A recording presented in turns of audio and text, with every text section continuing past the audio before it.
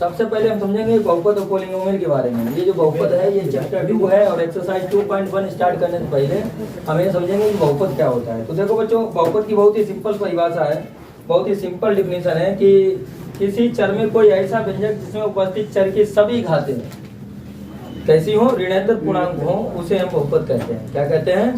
मतलब किसी चर में कोई ऐसा व्यंजक जिसमें उपस्थित चर की सभी घातें। सुनो देखो, जैसे यहाँ पर देखना a⁴ और प्लस a1x और प्लस a2x, देखना a2x प्लस a3x, ये और प्लस बीच में डॉट डॉट डॉट, फिर यहाँ पर लिख देते हैं a, नीचे लिखेंगे an और पावर में है x to power n, an और पावर में कितना बच्चों x टू पावर n। अब आप समझना उसने क्या बोला, उसने ये बोला है कि किसी चर में ऐसा कोई व्यंजक जिसमें उपस्थित चर की सभी घातें। अब सुनो, ये सब चर मतलब क्या होता है?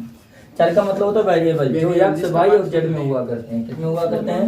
वेरिएबल हमेशा किसमें हुआ करते हैं? जो x y और z में, यानी या तो x होगा या तो y होगा या तो z होगा। इनकी जो पावर्स हैं, इनकी जो घातें हैं वो ऋणात्मक पूर्णांक हो। ऋणात्मक पूर्णांक मतलब ऋण ना हो, ऋण से इतर हो, मतलब ऋणात्मक नहीं होनी चाहिए। कैसे होना चाहिए? ऋण से इतर, मतलब धनात्मक होनी चाहिए। अब सुनो, अगर चर की पावर 0 भी रख देते हो ना, तब भी 0 रहने से क्या 1 हो जाती है। कितनी हो जाती है? 1। ये x टू पावर 0 है तो वैल्यू कितनी है? 1। y टू पावर 0 है तो वैल्यू कितनी है? 1। और z टू पावर 0 है तो वैल्यू कितनी है? 1। तो कहने लगा अगर किसी चर की, किसी वेरिएबल की पावर 0 भी हो जाती है तो वैल्यू कितनी आ जाती है? 1। समझ गए? तो चर की जो पावर है वो ऋणात्मक पूर्णांक होनी चाहिए। अब ऋणात्मक पूर्णांक मतलब 0 भी हो सकता है, 1 2 3 4 5 6 7 dot dot up to infinite. तो इसका मतलब चर की पावर कैसी होनी चाहिए? ऋणात्मक पूर्णांक। ऋणात्मक पूर्णांक में 0 भी आ जाता है, 0 से नीचे नंबर नहीं जाएगा, यानी माइनस नहीं हो पाएगा। समझ गए? माइनस नहीं होना चाहिए। तो ऐसी स्थिति को हम क्या कहते हैं? बहुपद कहते हैं। इसको हम क्या कहते हैं? बहुपद कहते हैं। तो ये सब क्या है बच्चों? बहुपद। ये सब हम बहुपद, बहुपद के रूप है। बहुपद मीन्स पॉलिनोमियल। ठीक है, आप देखते हैं आगे। आगे ये बात है कि बहुपद का मानक रूप आप किस प्रकार तय करते हैं। देखो, जब भी बहुपद का मानक रूप आपको तय करना हो तो आप दिए हुए बहुपद को आरोही या अवरोही क्रम में लिख दो। किसमें लिख दें? यानी दिए हुए बहुपद को आरोही या अवरोही क्रम में लिखना ही बहुपद का क्या कहलाता है? मानक रूप। यानी इसी बहुपद को आप आरोही क्रम में लिख दें या अवरोही क्रम में लिख दें, आरोही या अवरोही क्रम में लिख दें, तो ये बहुपद का क्या प्राप्त हो जाएगा बच्चों? मानक रूप। क्या प्राप्त हो जाएगा? मानक रूप। बहुपद को जब आरोही और अवरोही क्रम में लिखेंगे तो इसका मानक रूप प्राप्त कर लेंगे।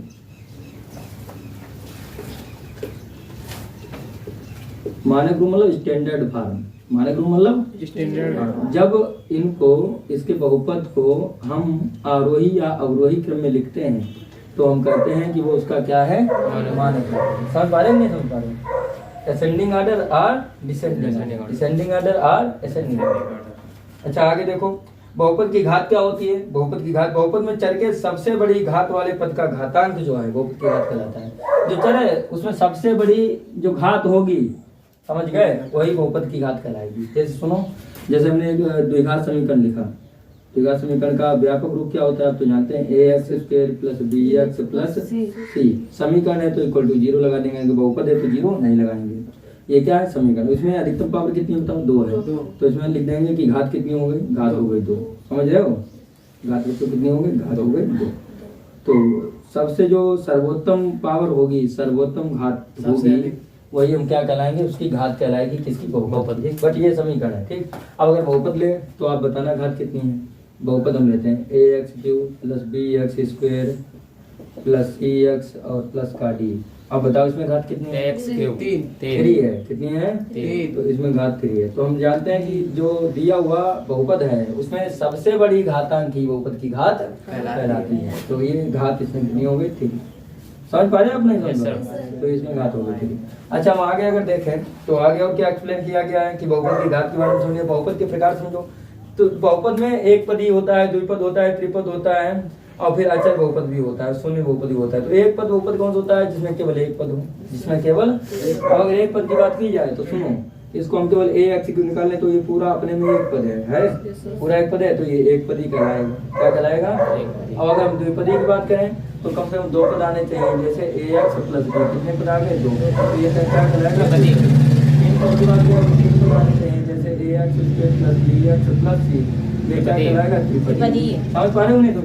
अब अगर हम कहें अचर बहुपद, तो अचर बहुपद बच्चों वो बहुपद होता है जिसमें कोई चर ना हो, जिसमें कोई वेरिएबल ना हो। जैसे जैसे 2 है, इसमें कोई वेरिएबल है? नहीं है, छिपा हुआ है लेकिन है नहीं। ठीक, 3 है, 5 है, 6 है। भाई हम सीधी सी बात है, बहुपद के लिए वेरिएबल का होना जरूरी है, लेकिन अब इसमें कहते हैं अचर बहुपद, तो अचर बहुपद में वेरिएबल होता है बट छिपा होता है। जब हम कैसे हम बोलते हैं जैसे 2 है तो हम इसको 2 को ऐसे लिख सकते हैं, 2 into x power 0, 2 into x power 0। क्यों? जिसकी पावर 0 होती है उसकी वैल्यू कितनी होती है? 1। तो 2 इंटू 1 कितना हो जाएगा? 2 1 जा 2। तो आपने देखा कि वेरिएबल छिपा था, आज वो चर राशि छिपी थी। तो कहने लो अचर में भी चर छिपा रहता है, इसलिए अचर बहुपद वो कहलाता है। क्या कहलाता है? अचर बहुपद। भाई बहुपद तो जब भी बनेगा जो उसमें चर होगा, और इसलिए अचर में क्या है? चर छिपा रहता है। समझे? जो चर छिपा रहता है तो अचर, जो अचर नंबर होगा वो भी क्या कहलाएगा? बहुपद ही कहलाएगा, और अचर बहुपद कहलाएगा। समझ गए? यानी कांस्टेंट पॉलिनोमियल। अच्छा, अचर बहुपद की कोई घात नहीं होती है। आप देखो इसकी कोई घात है? नहीं है। घात अगर लाओगे भी शून्य घात हो गया। शून्य घात का अपने में कोई महत्व नहीं होता। आप तो जानते हैं there is no importance of the zero. समझ गए? जीरो का कोई इम्पोर्टेंस नहीं, कोई महत्व नहीं है। अच्छा, अब आप आगे समझिए कि अचर बहुपद शून्य बहुपद कहलाता है। जब भी अचर बहुपद 0 आ जाए तो वो अपने में जीरो बहुपद कहलाएगा। क्या कहलाएगा? जीरो बहुपद, मतलब शून्य बहुपद। क्या कहलाएगा बच्चों? इसको हम शून्य बहुपद कह देते हैं। समझ पा रहे हो आप लोग? नहीं? तो आपने समझा कि एक पदी बहुपद जिसमें केवल एक पद हो, द्विपदी बहुपद जिसमें 2 पद हो, और त्रिपदी बहुपद जिसमें 3 पद हो। समझो? अचर बहुपद जिसमें ये चर ना हो बट छिपे हुए चर हो। समझ गए? उनको अचर बहुपद कहते हैं। क्या समझ पा रहे हो आप लोग? नहीं समझ पा रहे? ठीक है। अब देखो बच्चों, ये तो बात हम समझ गए। शून्य बहुपद के बारे में समझ गए। जिसमें शून्य आएगा उसे शून्य बहुपद कहेंगे, जिसमें एक पद आएगा उसे एकपदी बहुपद कहेंगे, 2 पद आएंगे द्विपदी बहुपद कहेंगे, 3 पद आएंगे त्रिपदी बहुपद कहेंगे, अचर आएंगे तो अचर बहुपद कहेंगे। और पावर अगर अचर बहुपद में उसे चर लाना हो तो एक्स पावर 0 करके समझ लिया जाता है। अब बात आती है कि रैखिक बहुपद क्या होता है, और द्विघात बहुपद क्या होता है, त्रिघात बहुपद क्या होता है, चतुर्घात बहुपद क्या होता है। तो बच्चों सीधी सी बात है, रैखिक बहुपद उस बहुपद को कहेंगे जिसकी पावर केवल और केवल एक हो। जिसकी पावर केवल और केवल अधिकतम पावर, अधिकतम घात कितनी होनी चाहिए? एक। देखो जैसे ax प्लस बी, ये है आपका रैखिक बहुपद। ये आपका कैसा है? रैखिक बहुपद, जिसको हम कहते हैं लीनियर पॉलिनोमियल। क्या कहते हैं? Linear polynomial. ये आपका है रैखिक बहुपद। क्यों रैखिक बहुपद है? क्योंकि इसकी अधिकतम घात कितनी है? 1। अगर हम कहते हैं बच्चों द्विघात बहुपद क्या होता है, तो जिसकी अधिकतम पावर 2 हो तो उसको हम क्या कहते हैं? द्विघात बहुपद। सामने दिया एग्जांपल, ये किसका एग्जांपल है? द्विघात बहुपद। तो ये बच्चों है आपका द्विघात बहुपद। द्विघात बहुपद। अच्छा, हम कहते हैं कि त्रिघात बहुपद क्या होता है? आप देख रहे हो एग्जांपल दिया त्रिघात बहुपद का। ये दिया जिसकी अधिकतम पावर 3 हो उसको हम क्या कहते हैं बच्चों? त्रिघात बहुपद। क्या कहते हैं? त्रिघात बहुपद। त्रिघात बहुपद। अब अगर हम कहते हैं कि चतुर्घात बहुपद क्या होता है? जिसकी अधिकतम पावर 4 होगी उसको हम क्या कहेंगे? चतुर्घात बहुपद। तो हमें लगता है कि आपके ये सब बहुत अच्छी तरह समझ में आ चुका है कि नहीं? ठीक है। अब हम इसी क्रम में अपनी एक्सरसाइज 2.1 स्टार्ट करते हैं, लेकिन इससे पहले अगर आप इसे नोट करना चाहते हैं तो नोट कर सकते हैं। तो ठीक है बच्चों, अब इसी क्रम हम एक्सरसाइज 2.1 स्टार्ट करते हैं। एक्सरसाइज 2.1 का क्वेश्चन नंबर 1 देखिए आप, और 1 का भी 1 पार्ट आप देखिए। ध्यान समझना, आप जहाँ ना समझ में तुरंत पूछ लेना। निम्नलिखित व्यंजकों में कौन कौन से एक चर में बहुपद हैं और कौन कौन से नहीं है? कार्य के साथ अपने उत्तर दीजिए। सीधी बात है, एक चर में, एक चर का मतलब समझते हो कि जिसमें केवल एक ही चर आए, वो चाहे x में आए, चाहे y में आए, चाहे z में आए, चाहे t में आए, किसी में भी आए, बट आए केवल एक चर, आए केवल एक चर। ठीक, तो उसको कहेंगे एक चर में बहुपद। बट एक चर आने के साथ साथ बहुपद तो वो कहलाता था, क्या कहलाता है? जिसकी पावर कैसी रहती थी? ऋणात्मक पूर्णांक, मतलब धनात्मक ना हो। ऋणात्मक ना हो, धनात्मक कह दिया उल्टा वैसे, ऋणात्मक ना हो, 0 भी हो जाए तभी बहुपद होगा। समझ गए? चलो अच्छा देखिए, बताइए फिर 4x square minus 3x plus 7 क्या बहुपद है? क्यों है 4x स्क्वायर? क्योंकि सर जी इसकी घात भी ऋणात्मक पूर्णांक और इसमें केवल एक ही चर है। बहुत अच्छा, क्योंकि ये बहुपद है, क्योंकि इसकी जो पावर है वो ऋणात्मक पूर्णांक है। ऋणात्मक पूर्णांक मतलब धनात्मक है। और दूसरी बात ये, इसमें केवल एक चर x आया है, एक चर x आया है, मतलब 2 चर नहीं आए हैं, इसलिए एक चर में बहुपद है। ये एक चर में बहुपद है, तो लिख देंगे एक चर में बहुपद है, एक चर में बहुपद।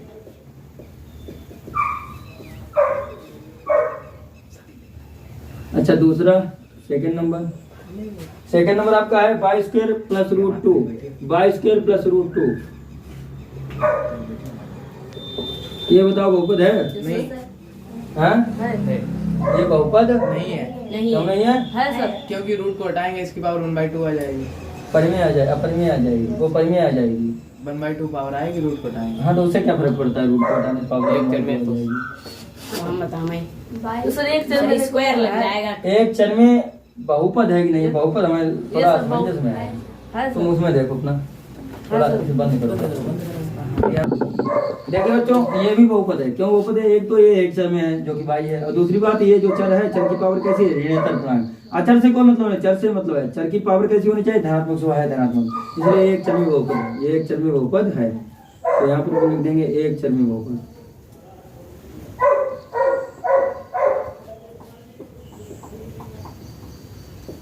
अच्छा तीसरा है कि नहीं है? नहीं। तीसरा एक चर में बहुपद नहीं है। चौथा है कि नहीं है? चौथा भी एक चर में बहुपद नहीं है। क्यों नहीं है? उसका कारण है, देखो इसमें कितना है, बाई प्लस 2/बाई 2/बाई, ऐसा है। इसको जब सिंपल करेंगे तो कैसा आएगा? देखो ये बाई ऐसे रखो, प्लस ये बाई की पावर 1 मान लें, ऊपर किस में चली जाएगी? माइनस में। तो देखो माइनस आ गया कि नहीं आ गया? और चर की पावर माइनस नहीं होनी चाहिए, तो इसलिए एक चर में बहुपद नहीं है। एक चर में तो है बट बहुपद नहीं है, समझ गए? एक चर में इसलिए बाई है। अच्छा चौथा क्यों नहीं था? चौथा है आपका ये चौथा ही तो था। Yes sir. तीसरा हमने भूल दिया, ये चौथा ही था। तो अब तीसरा देख लो, तीसरा क्यों नहीं है? तीसरा हम बाद में बताते हैं। चलो तीसरा है 3 रूट टी, और फिर कितना है? फिर टी रूट टू। ये नहीं है। क्यों नहीं है? देखो ये इसलिए नहीं है क्योंकि सुनो, ये 3 रूट टी है ना, तो रूट हटाते हैं तो पावर कितनी आती है? 1/2। और इधर देख लो प्लस टी रूट 2। हमने कहा चर की पावर ऋणात्मक पूर्णांक होनी चाहिए, ना कि परिमेय होनी चाहिए। कैसे आगे? परिमेय आ गई, इसलिए बहुपद नहीं है। तो कट का निशान लगा है, बता रहा है कि बहुपद नहीं है। ठीक है पांचवा देखो, देखो हमने तीसरा बात बताया, चौथा पहले बता दिया। ठीक, इस बात का ध्यान रखना। पांचवा x⁻10 बाई 2/3, x⁻10 और बाई 2/3, और फिर कितना बच्चों? फिर है t⁻50, ये है कि नहीं है? नहीं है। ये एक चर में नहीं। एक चर में नहीं है तो बहुपद तो है। क्यों बहुपद है? क्योंकि सभी की पावर धनात्मक है, बट एक चर में नहीं है, 3 चर में है, समझ गए? हाँ तो ये कैसा है? ये 3 चर में बहुपद है। ये आप लिखना चाहो लिख सकते हैं, 3 चर में बहुपद। 3 चर कौन कौन से आप देखते हो? x/t। हाँ, x/t।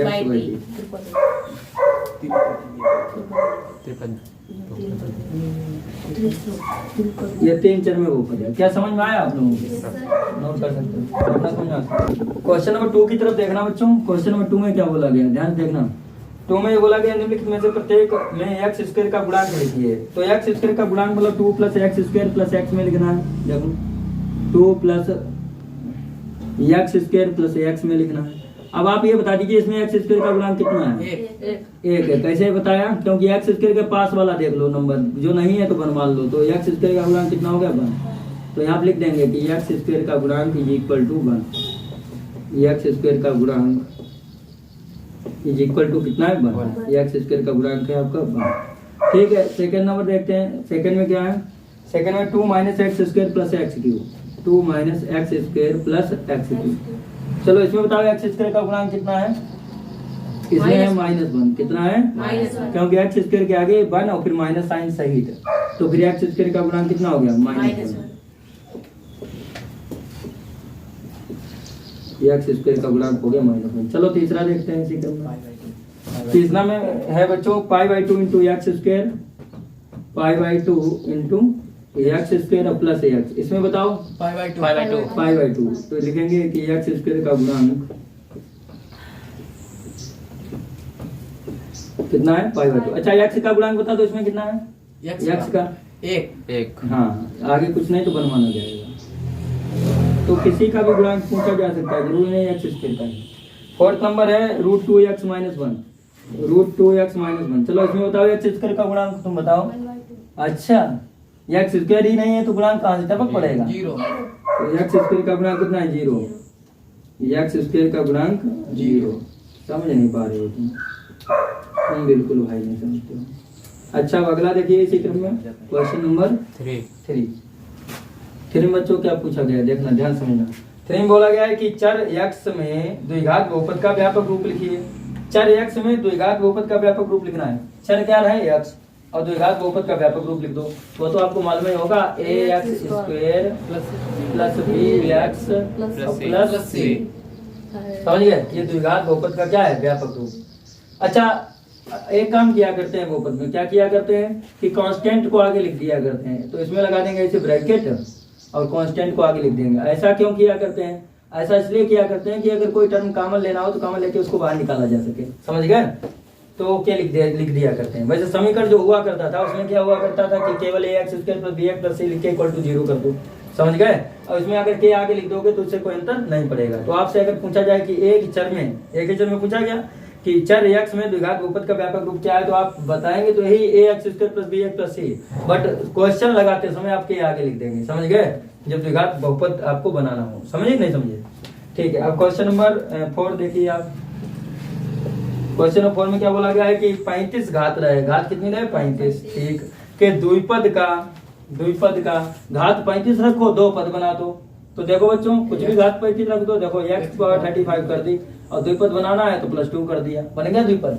तो घात 35 तो दूसरे में बोला है, और 100 घात के एक पद का, 100 घात के एक पद का बना दो। लो, एक पद का बना दिया 100 घात के, बाई टू पावर 100 कर दो, बाई टू पावर 100 कर दो। ये आपको दो क्वेश्चन पूछे गए थे, आपने तुरंत इसको बता दिए। समझ गए? उसने कहा 35 घात हो द्विपद दे दो, और 100 घात हो तो एक पद बता दो। तो इसमें दो पद हो गए, इसमें कितना हो गया? एक पद। तो ये लग गया। समझ आया? अच्छा, अगला क्वेश्चन नंबर 5 में ये पूछा गया, निम्नलिखित बहुपदों में से प्रत्येक बहुपद की घात लिखी। घात लिखनी है। घात किसको कहते थे आपको याद है? जो अधिकतम घात होती थी वही घात होती थी बहुपद की। आप बता दीजिए कि जो क्वेश्चन नंबर 1 है, हम जब पूछे तभी बताना, वो है कितना? 5x cube 4x square, 5x cube plus का 4x स्क्वायर फिर 7x प्लस का 7x। अब बताओ काजी इसमें घात कितनी है? 3 है, क्योंकि जो अधिकतम पावर होगी, मैक्सिमम पावर होगी, वही उसकी घात कहलाएगी। किसकी घात कहलाएगी? बहुपद की। तो इसमें बहुपद की घात है 3।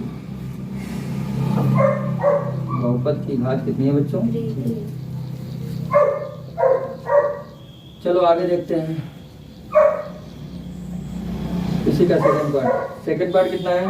सेकंड पार्ट है 4 माइनस बाई स्क्वायर, 4 माइनस, जिससे पूछा वही बताएगा। इसमें बहुपद की घात बताओ। 2 है। बहुपद की घात कितनी है? 2।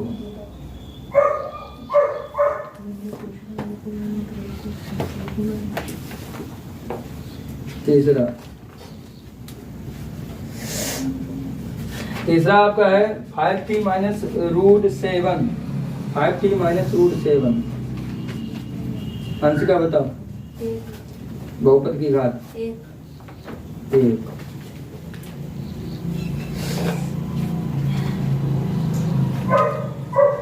इसी का फोर्थ पार्ट है आपका 3।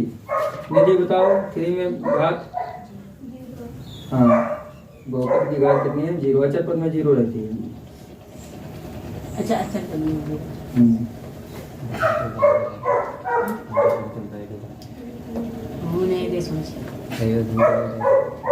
समझ में आया कि नहीं आया? Yes sir. ठीक है, नोट डाउन। नंबर 6 देखना बच्चों, क्वेश्चन नंबर 6 ध्यान से देखना। बोला गया बताइए कि निम्नलिखित बहुपदों में से कौन कौन से बहुपद रैखिक हैं, कौन कौन से द्विघाती हैं, कौन कौन से त्रिघाती हैं। रैखिक बहुपद, सुनो, रैखिक बहुपद कौन से बहुपद होते थे? जिसकी अधिकतम पावर 1 हो। ठीक है, द्विघात जो 2 होनी चाहिए। तो देखो x स्क्वायर प्लस x द्विघात है कि रैखिक है? x स्क्वायर प्लस x द्विघात बहुपद है कि नहीं? तो ये हो गया द्विघात बहुपद। चलो अच्छा, दूसरा बताओ, second number. x minus x की ये कैसा है? हाँ, ये आपका त्रिघाती बहुपद है। कैसा है? त्रिघाती।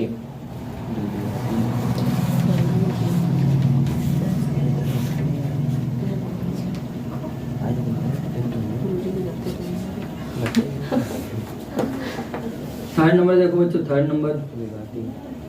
नंबर आपका है by plus by square plus 4। By plus by square plus 4 कैसा है? द्विघाती।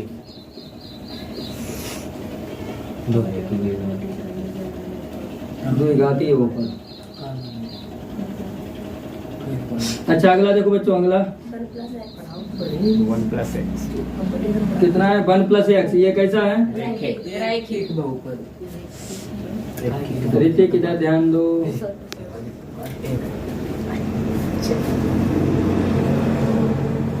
रैखिक बहुपद। आगे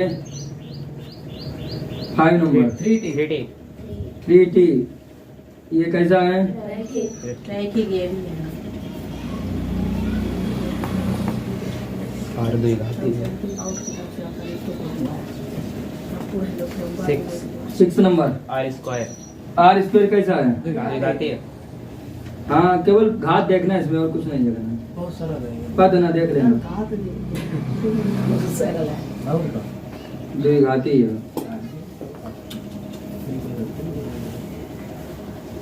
7x क्यूब